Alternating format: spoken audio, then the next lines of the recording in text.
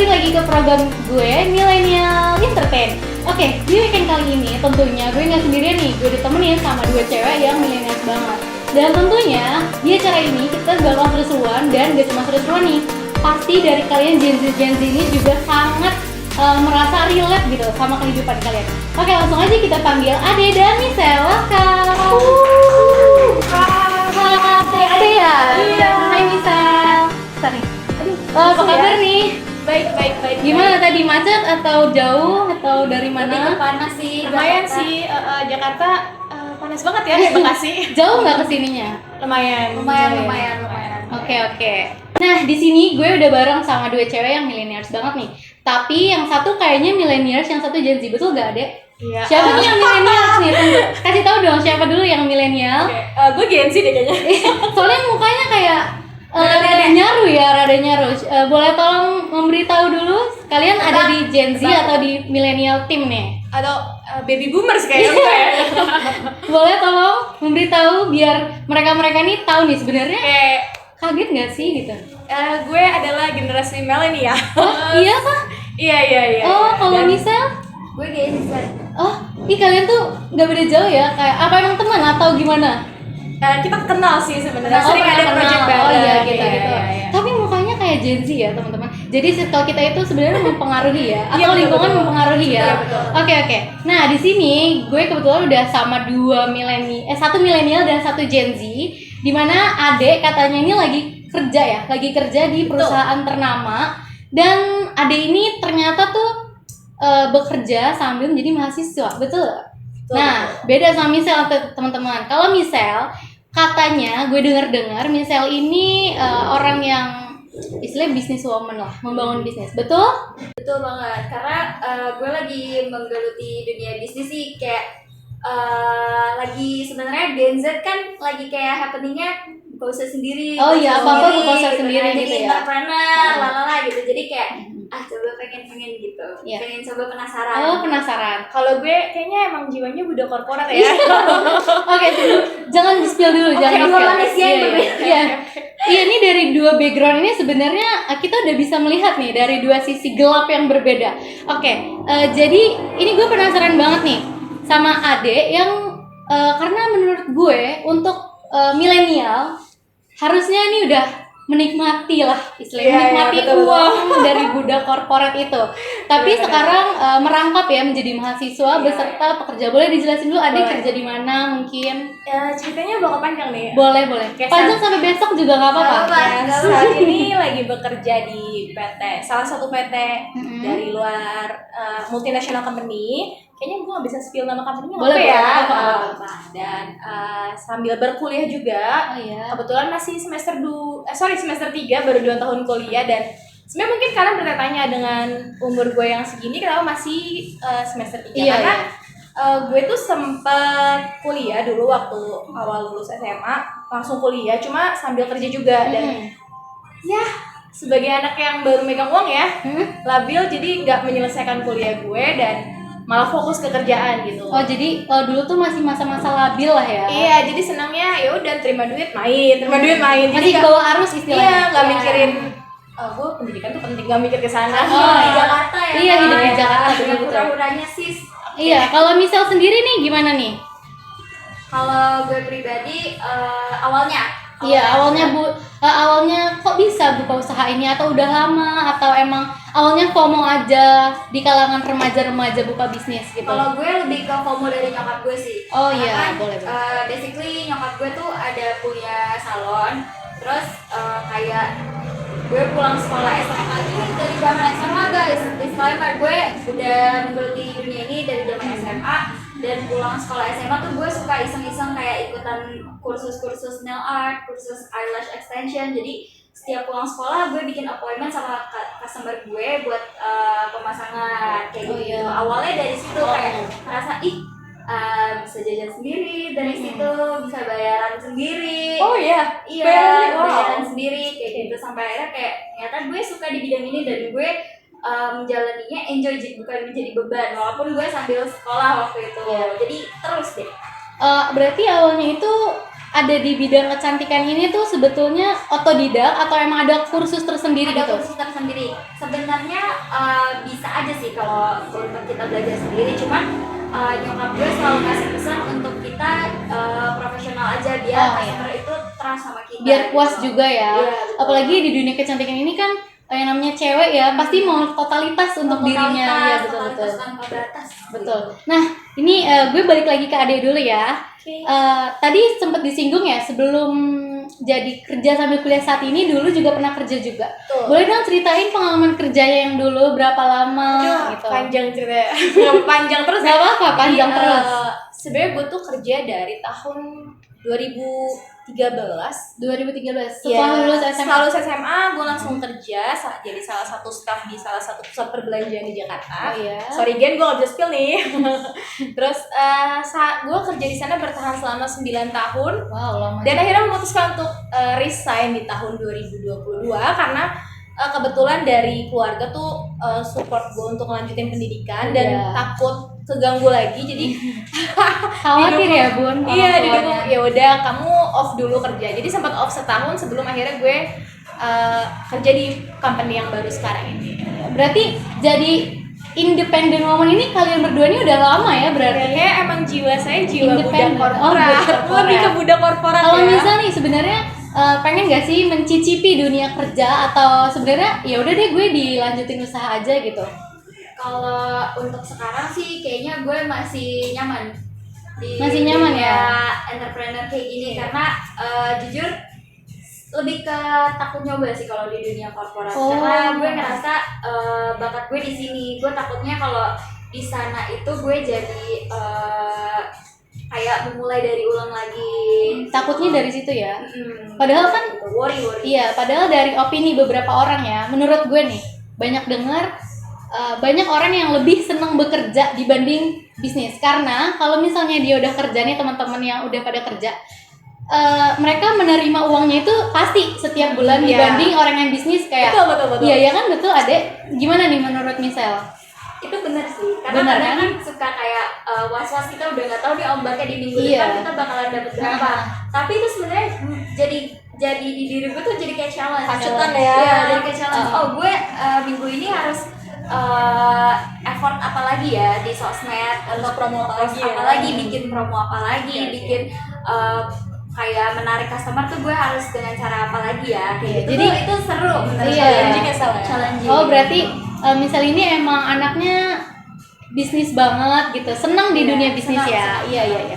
Oke, Ade ini kan udah biasa hektik ya di kehidupannya dari 2013 hingga berarti 10 tahun ya?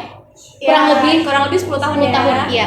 Nah, sekarang memulai kuliah lagi tuh menurut lo ada nggak sih kayak kesulitan atau tantangan gitu? Karena kan lo kuliah lagi, padahal dulu kan juga sempat kuliah dan berhenti. Iya betul. Nah, sekarang mengulang hal yang sama lagi, menurut lo ada tantangan atau keraguan, kesulitan gitu? Tantangan pasti ada ya. Iya. Secara lokasi kerja gue juga di salah satu daerah yang padat, apalagi menjelang pulang jam kerja tuh jalur zombie lah ya. Di istilahnya. daerah mana Ade kalau boleh tahu Di nih? Gatot Subroto. Sedangkan kampus gue di Depok di Margonda. Itu tuh kayak kadang tuh kayak apa gue nggak usah kampus ya? Iya. Kayak udahlah kayak gue nggak kelas deh hari ini gitu. Ditambah juga tugas-tugas project yang banyak dan mau nggak mau harus dikerjain kan. Iya, bener banget sih. Berarti kesulitannya ini lebih di manajemen waktunya ya. Dan secara kalau kita bekerja di suatu perusahaan, kita dituntut harus loyal dengan perusahaan itu. Heeh. Ada di saat dimana atasan gue bilang, lo harus lembur nih, ini ada Wah, project nih. gimana nih kampusnya? Nah, sedangkan gue di kampus misalnya di jadwal presentasi, itu gue muter otak tuh gimana ya gue bisa menjalankan keduanya tanpa ada halangan. Ya, sedangkan kalau nggak lembur diomelin atasan, kalau nggak presentasi diomelin dosen, jadi Nah ya kayak iya ya udahlah ya, Hmm. gue membelah diri ya kayaknya ya. Iya. Terus gue semakin jadi setelah kita berbincang lama nih, jadi gue semakin penasaran nih karena kali ini kan dari dua background yang berbeda ya.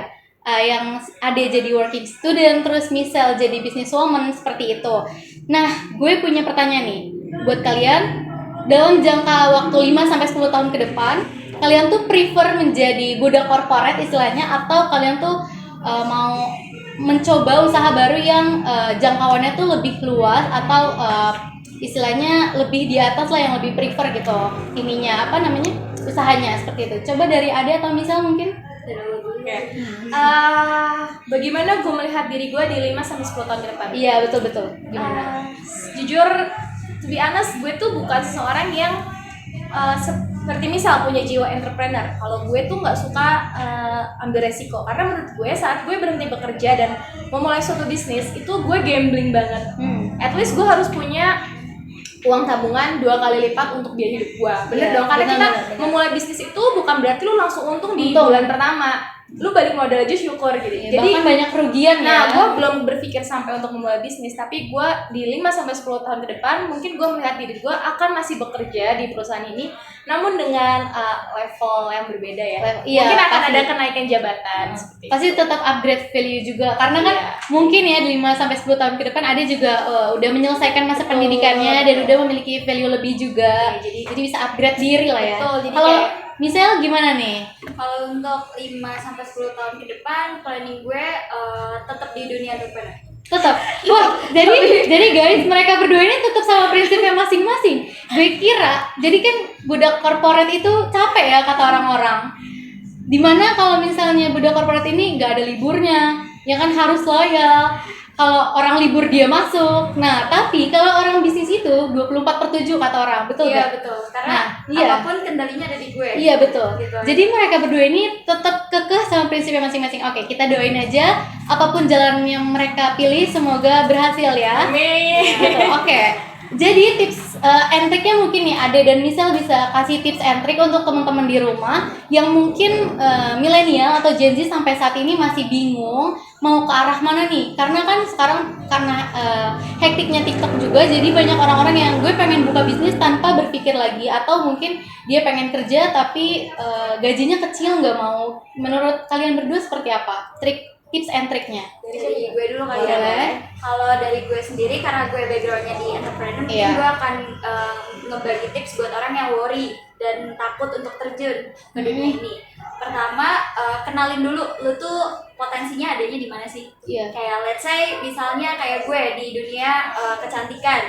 Ya udah, gue tuh harus tahu dulu kira-kira gue mau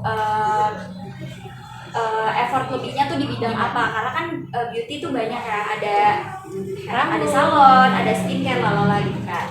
Nah, untuk biar kita yakin sama diri kita sendiri, pertama izin sama orang tua dulu, bicarain dan minta tips, dan jangan ragu, karena kalau misalnya dari diri lo nya yakin pasti jalan aja.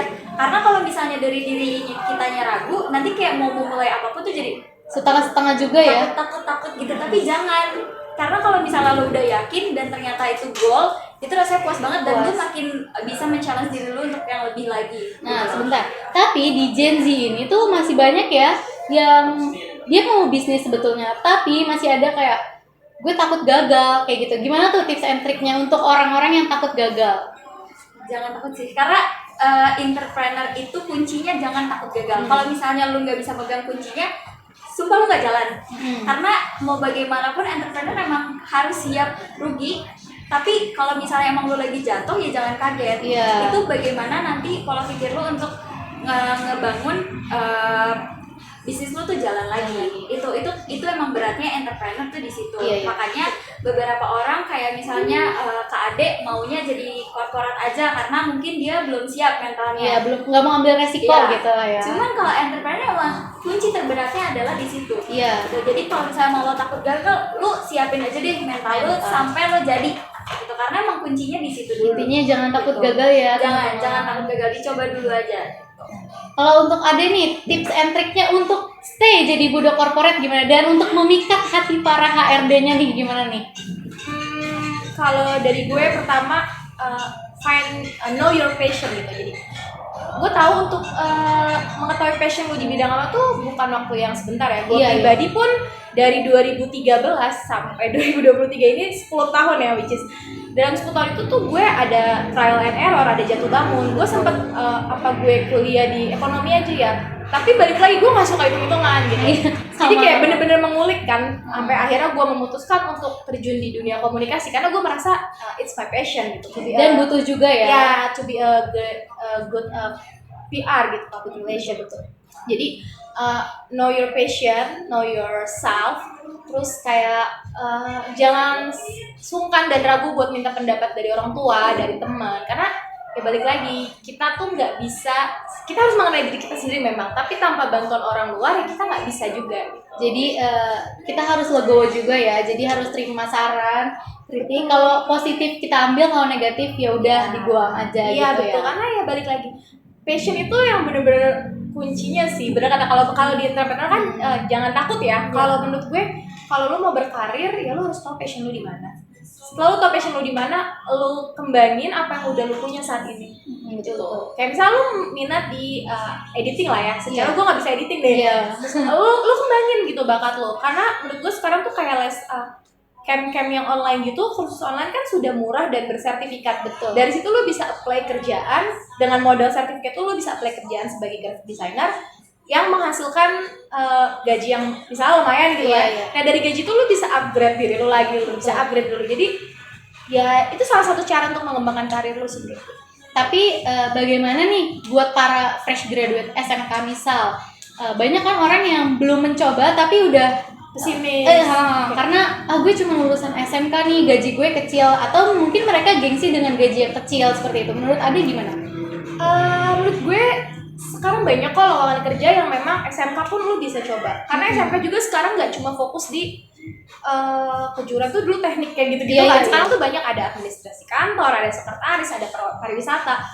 Kalian bisa mulai coba apply as a admin. Jangan malu dengan memulai sebagai posisi admin. Malah dulu gue tuh gue start sebagai seorang resepsionis gitu. Maksud gue Keren. semua tuh dimulai dari bawah. basic, dari Iya, bawah. Dari iya. situ saat lu menerima tekanan dari atasan lu, dari rekan kerja lu, kalau lu nyerah, lu resign, ya berarti emang segitu doang mental lo gitu. Iya. Tapi justru saat lu menerima tekanan, saat lu menerima apa ya, kayak dibikin sengaja aja nih, dibikin gak betah, ya lu bertahan aja. Dari situ lu tahu, oh kalau gue ketemu orang kayak gini, gue harus begini. Ya, jadi kita bisa menyikapi berbagai macam orang gitu karena ya. nggak semua kantor tuh punya lingkungan yang mendukung.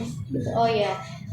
Jadi guys, kalau menurut Ade sendiri nih, sebetulnya nggak apa-apa ya. Maksudnya gaji kita dari bawah dulu, atau misalnya kita pekerjaannya dari bawah dulu. Yang penting banyak belajar ya. Betul. Banyak belajar, karena dari awal tuh nggak cuma gaji aja. Mungkin dari gajinya kecil, tapi kita belajar banyak hal gitu.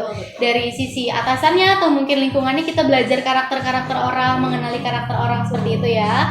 Oke teman-teman, kayaknya udah cukup banyak kita berbincang-bincang nih ya dengan Ade dan Misal. Dan menurut kalian gimana nih?